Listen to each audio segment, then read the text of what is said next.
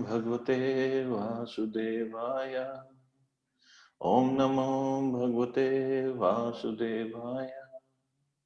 Om Namo Bhagavate Vasudevaya. Narayanam Namaskritya Naram Chaiva Narottamam Devim Saraswatim Vyasam Tato Jayamudite Nashtaprayeshu Abhadreshu Nityam Bhagavata Sevaya Bhagavati Uttam Shloke Bhaktir Bhavati Nashtiki. So, beginning with our discussion of Srimad Bhagavatam, today we'll start Srimad Bhagavatam, first canto, first chapter, verse number 2. The verse goes like this. Dharma projit katvo atro parmo nirmat saranam satam vedyam vasvam atra vastu shivdam tatrayonun mulanam Srimad Bhagavate Mahamuni Krite Kimva Pararishwaraha Sadhyo Hridya Avrudhyate Atra Kritivi Shushru Abhis Tatchanat. So, translation as given by Srila Prabhupada, completely rejecting all religious activities which are materially motivated, this Bhagavad Puran propounds the highest truth, which is understandable by those devotees who are fully pure in heart. The highest truth is reality distinguished from illusion for the welfare of all. Such truth uproots the threefold miseries. This beautiful Bhagavatam, compiled by the great sage Vyasadeva in his maturity, is sufficient in itself for God realization. What is the need of any other scripture? As soon as one attentively and submissively hears the message of Bhagavatam, by this culture of knowledge, the Supreme Lord is established within his heart. It's beautiful shloka. Let's try to discuss all the different aspects of it.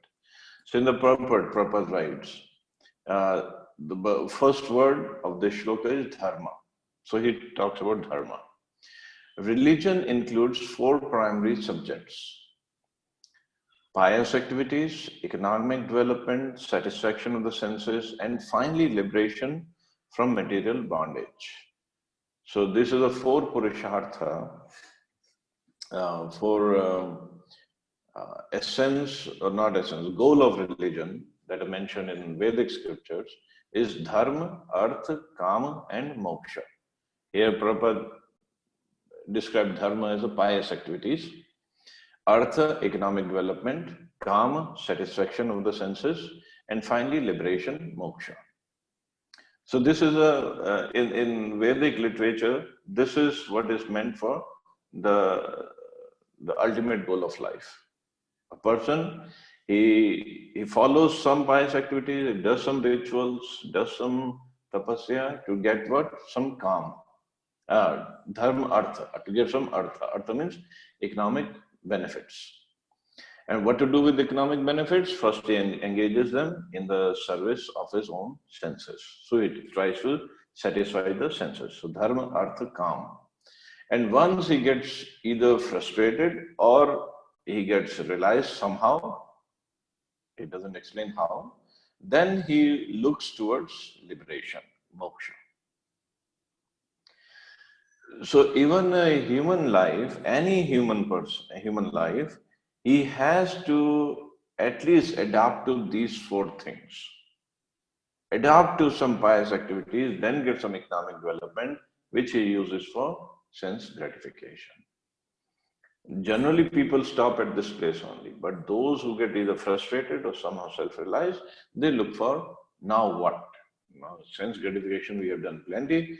Now what? We have to figure out, solve the problems of life, or find out what's a real goal of life. Then they go towards moksha. But not too many people even want to talk about it or think about it or work on this aspect of moksha.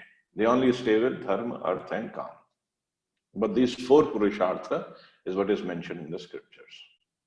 If one is not even following that, irreligious life is a barbarous condition. Indeed, human life begins when religion begins. So that is where the human life begins, when the religion begins, when we do some pious activity, some service to the Lord. Otherwise, human life is what? Prabhupada writing, eating, sleeping, fearing, and mating are the four principles of animal life. Of course, we all are involved in this eating, sleeping, fearing, and mating, but a human life goes beyond. These are common both to animals and to human beings. But religion is an extra function of the human being. Without religion, human life is no better than animal life. Therefore, in human societies, there is some form of religion which aims at self-realization and which makes reference to man's eternal relationship with God. So in human society, there is some form of religion. Religion means pious activity or going to the temple, taking darshan of the Lord, doing some rituals, whatever, or study of some scriptures, which animals cannot do that. And further, Prabhupada writes, in the lower stages of human civilization, there is always competition to lord it over the material nature, or in other words, there is a continuous rivalry to satisfy the senses. Driven by such consciousness, man turns to religion. So the man turns to religion to do what? To have some lordship over the material nature, means to get some control, some prosperity, some kind of power, so he can enjoy more. So that's what Prabhupada writes, he thus performs pious activities or religious functions in order to gain something material. In fact, this is the main aim of all the people who are involved in Karma Kanda activities. They want to gain something material. But if such material gains are obtainable in other ways, then so-called religion is neglected. This is the situation in modern civilization. Man is thriving economically, so at present he is not very interested in religion. Churches, mosques, or temples are now practically vacant. Why? Because the main aim a man thinks of going to the church, going to the mosque, going to the temple, going to Gurdwara is to be economically more potent or more rich. And if he is economically very well established, otherwise, without even going to temple or mosque or churches, then he would say, what is the need of going to the mosque or temple? This is a situation in modern civilization. Okay, men are more interested in factories, shops, and cinemas than in religious places which were erected by their forefathers. This practically proves that religion is performed for some economic gains. Why economic gains? Economic gains are needed for sense gratification. Often when one is baffled in the pursuit of sense gratification, he takes to salvation or liberation and tries to become one with the Supreme Lord. Consequently, all these states are simply different types of sense gratification. So Prabhupada is writing, so now people are not interested in going to temples or churches or mosques, or at least in like Western countries, the churches are practically vacant now. Why? People think that we can make money, so much money. Why should we go beg to God for money? But they don't understand the purpose behind the construction of these temples and churches was not just to go to ask for money. The purpose was self-realization. Go ask for the problems of life, why I'm suffering, try to get into, realize yourself. But they don't understand. Nowadays, it is common, just like somewhere it is well said, a poor man is begging outside the temple and a rich man is begging inside the temple. They both are begging. What's the ultimate aim? It's not about realization. It's not about solving the problems of life. It's about economic development. And those who have lots of money, they'll just go to, like in Bhagavad Gita, it is said in 16th chapter, So those who have lots of money, they'll hold these rituals, some tapasya, some yagyas they'll hold just to show off their wealth. So rich people will go to the temple, but just to show off their wealth, just to make some donation in their name, so they are very happy because my name is now on the wall of the temple, or my name is being sung by the devotees in the temple. But the main purpose they forget. What is the purpose of going to the temple? And or many cases people don't even want to go to these places of worship because we are making enough money. By going to these places, we'll waste time, which can be used in either making money or in sense gratification. So this is what Prabhupada writes, that if a person is not following a religious life, he's as good as an animal, actually. And when one is baffled in the pursuit of sense gratification, because senses can give only very minute, very limited, very temporary pleasure. And once one is baffled, then he looks for liberation. But that is also, Prabhupada's writing, that is also a different kind of sense gratification. Why? In liberation, one becomes very content, very happy that I have become God. I'm as good as God. This is how it starts. And then when he is completely purified in his thinking, then he thinks I'm as good as God. And Prabhupada writing, this is another kind of sense gratification, nothing else. This is not service to the Lord. This is sense gratification. In the Vedas, the above mentioned 4 activities are prescribed in the regulative way so that there will not be any undue competition for sense gratification. So Vedas prescribe that everybody can have some form of sense gratification. So there is not any undue competition for sense gratification. Means nobody should encroach upon anybody else's property.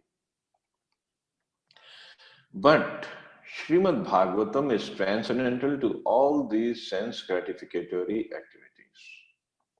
So from the very beginning, Srimad Bhagavatam, it's clearly said that Srimad Bhagavatam does not deal with these 4 kind of purushartha: dharma, artha, kama, and moksha. It goes beyond moksha. That's why this word says dharma projit ketava atra. Projit means it has discarded all different kinds of religions. And what kind of religion? Kata. Kata means cheating religion.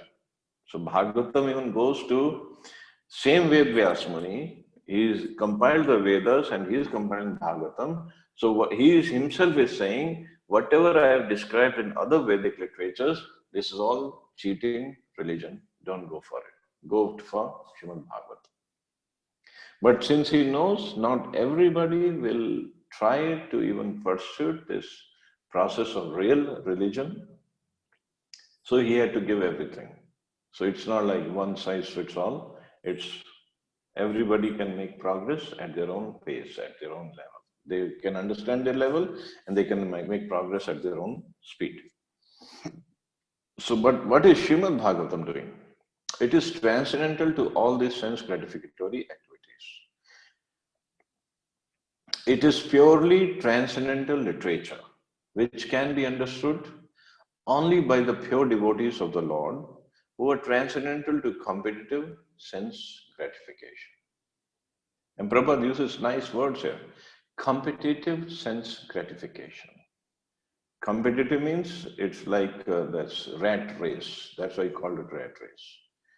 Everybody is trying to take over somebody's position and thinking that why he is enjoying his senses like that, why I shouldn't be enjoying my senses in an equal, if not a better way than the other person.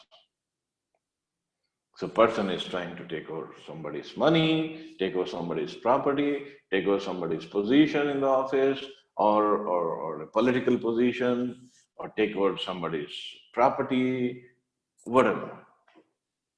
The whole competition is going on just in the name of sense gratification.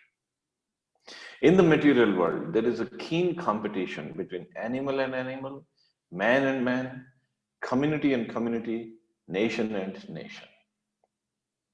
Just like one country will wage war on another country, why this country has more natural resources than we do.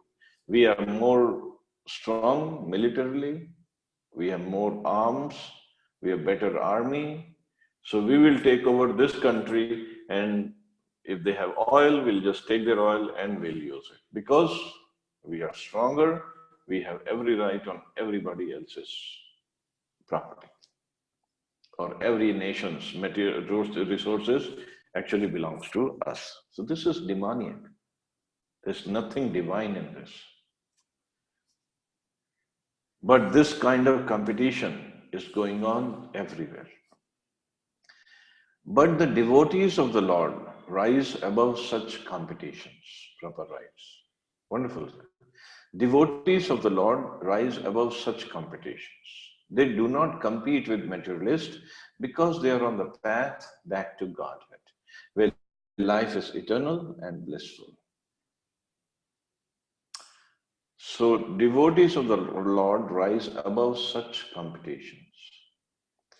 But the problem is when we come from this material, or when not we come from, we are still in this material world, in this material consciousness of dealing with people throughout the day, throughout the week, throughout the month, throughout the year. And when we come in association of like-minded people, when we're trying to become devotees, but those consciousness of material, competitive, or taking over consciousness still remains, even when we come to the spiritual life, or we are trying to make progress in the spiritual life. And that's where the problem begins, in spiritual life.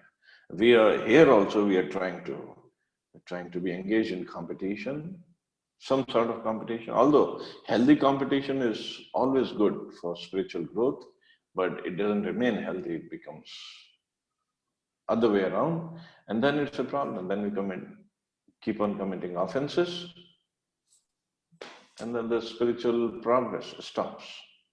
But a devotee should rise above such competition. Because why? They do not compete with materialists because they are on the path back to Godhead. If we are on the path back to Godhead, we should not compete with the materialist or in a materialist manner with other devotees either. Such transcendentalists are non-envious and pure in heart. Because this word comes in the shloka, Parmo nirmat saranam satam. Nirmat sarana. Nirmat sar means, matsar means enviousness. Nirmatsar means no enviousness in the heart. This enviousness is the last problem, last vice. Like 6 issues are given us. Kam, Krodh, Lobh, Moh, Mad, Matsar. They are the 6 blockages or 6 issues in the heart which stop us from making progress in spiritual life. So this matsar means enviousness, jealousy. That is the last one. Why? Because it is the most difficult to get rid of.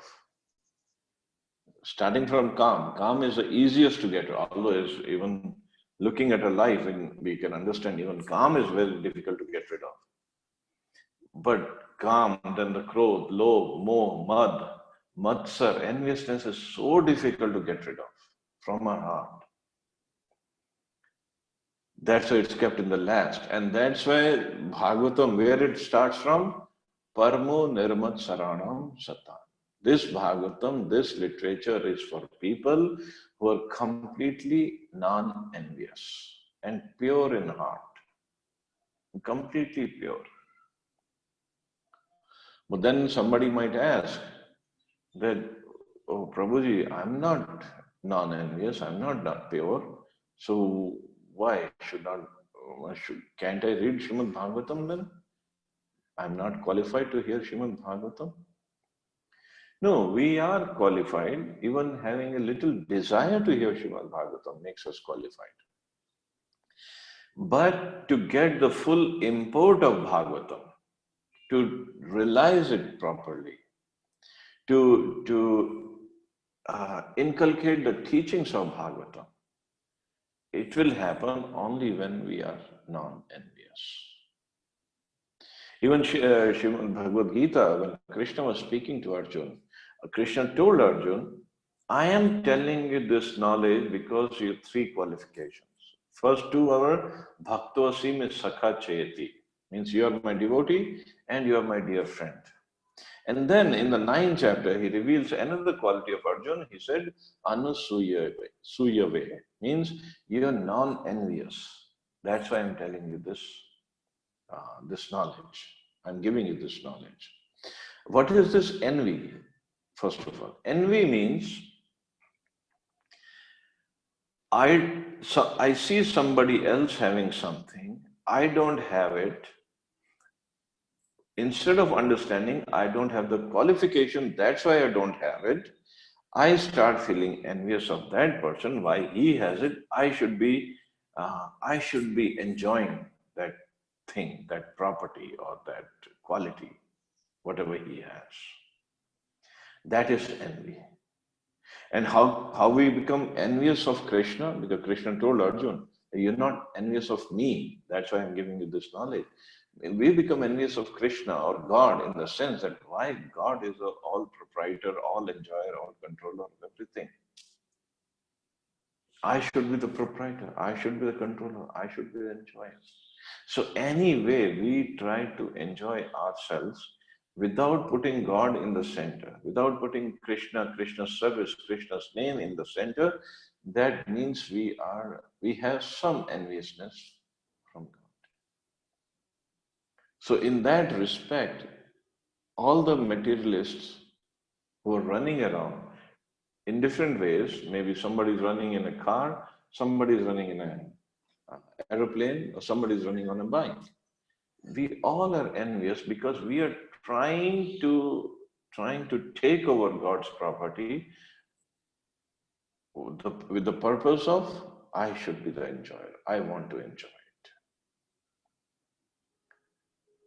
Duryodhana's aim behind fighting was to win and take over the kingdom and rule and enjoy. Arjuna's motive behind the fight was Krishna wanted this fight. I will fight because Krishna wants it. Let me fight it as a service to Krishna. So both aims were different. So Arjuna was not envious and Duryodhana was completely envious of Krishna. So we have to also see in our lives, in our day-to-day lives, we have to practically be able to see, am I envious of my fellow beings? Am I envious of my relatives? Am I envious of my colleagues? Of my neighbors? Of anybody else? That why he or she has this property, I should be enjoying it more? Or if we are content, still work hard on a progress, but we should be content with whatever we have right now. This enviousness leads to unhealthy competition, and which leads to just wastage of time, nothing else. And enviousness also means if I am envious of somebody having something more or better than I do, means I am not understanding the will of the Lord. Then I'm thinking, God doesn't know better, I know better, why he gave this person something more than he gave it to me. So Krishna has no knowledge, he doesn't know anything. He has no intelligence. So this is enviousness. Rather, we should be content. Whatever I am qualified for, Krishna has given me more than that.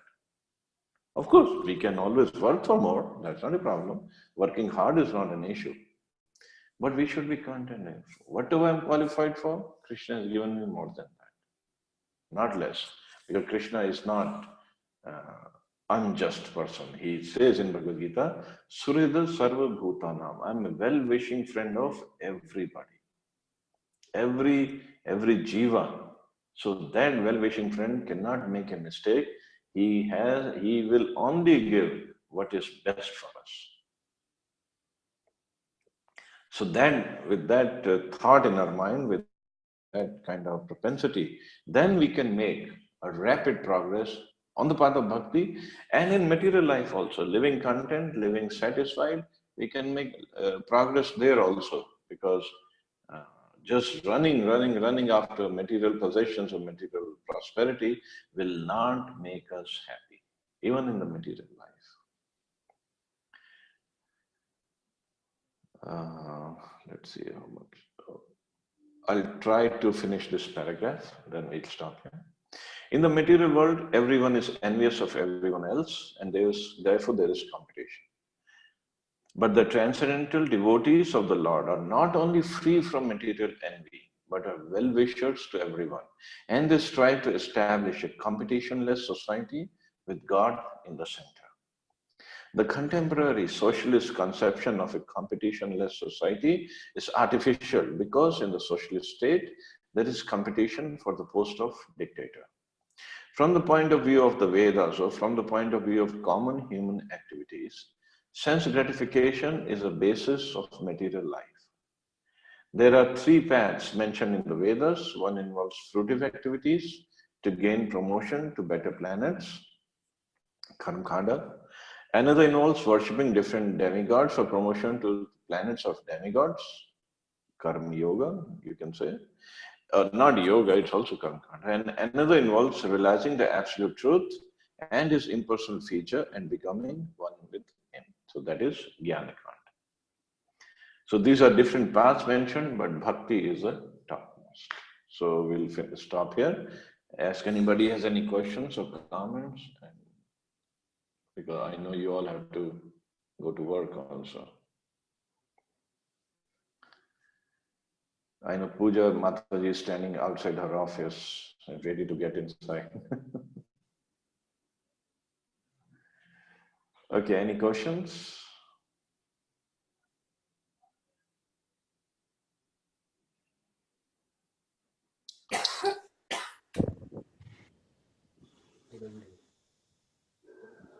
Yes, Pramod Prabhu, any question? No.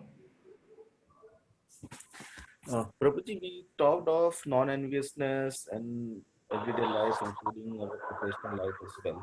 Want to understand it, but I was just wondering upon, even though we try to be non-envious and not run the rat race, etc., but by virtue of being in contact with the entire material world, which is the entire belief system offers, somewhere I cannot hear you. It's not clear. I said, in fact, we heard about being non-envious. Is it better now? Yeah. Yeah. And so I'm just thinking, in fact, if I try to be non-envious and move out of the rat race, and but then by virtue of us working in our offices and coming in contact with various material people, so how do we then kind of stay relevant in today's world? Because if I am not kind of running in that race or I'm not participating, then people somewhere have the tendency to kind of belittle us, and then we will lose that edge. It doesn't mean we don't become competitive. Healthy competition, in a healthy competitive way. But at the same time, if we are protected or we are faithful on the mercy of the Lord,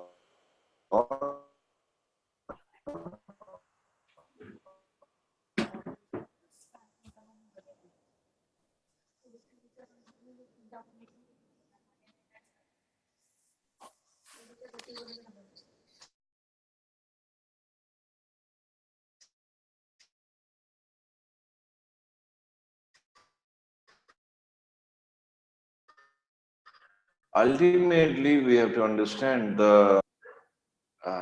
it will not help in any way.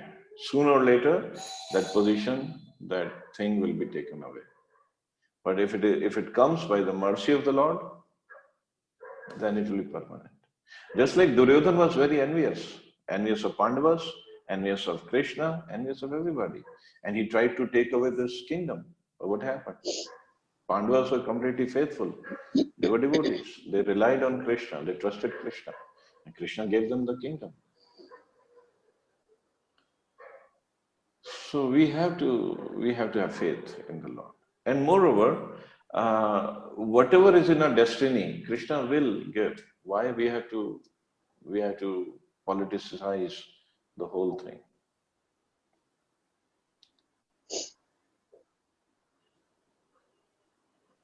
And if we are content with whatever we have, of course we have to work hard to make progress. I'm not against that. We should work hard. We should not be lazy. But if we are not content with whatever we have, then what is the point? Even if I become envious, I try to cheat others, I try to get more property, more position, better position, or anything else. If I'm not happy, I'll have so many diseases. What will happen to my body? I'll have so many diseases. How will I be able to even enjoy whatever I got? No way. We can even enjoy that. So what's the point? In having more and more and more, but not being able to enjoy it. No peace in mind. And then what will happen? We'll have a heart attack at the age of 54, just like Shri Devi died. So much of property, so much of everything. What's that? Or like last year or year before last, when Jayalalitha died. So much of property. What's the end? In the end, she was in the hospital and she died. This is not the life. And the real life only begins when we are Krishna conscious. Then we are completely happy. We are on the path of happiness while being happy. Of course, one has to work in the office, but full faith in Krishna. Even in Bhagavad Gita, Krishna is telling Arjuna, fight. He did not tell him not to fight. He says, fight. Think of me. Becoming conscious of me. So we have to work. This is our duty. But while thinking of Krishna, while offering these fruits to Krishna, by thinking of Krishna as my best friend.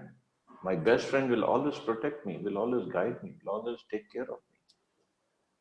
My best friend has put me in this position, in the family-wise or work-wise. He will not even think of any bad for me. He has put me in this position and he'll take care of me later on also. All I have to do is work properly. So that way, even at our work and even at our workplace, we'll be very happy, very content, and we can work stress-free.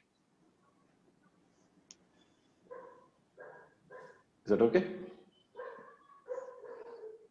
Very profound words, Prabhuji. Thank you so much. Thank you, Prabhuji. Okay, all goes to Srila Prabhupada. So,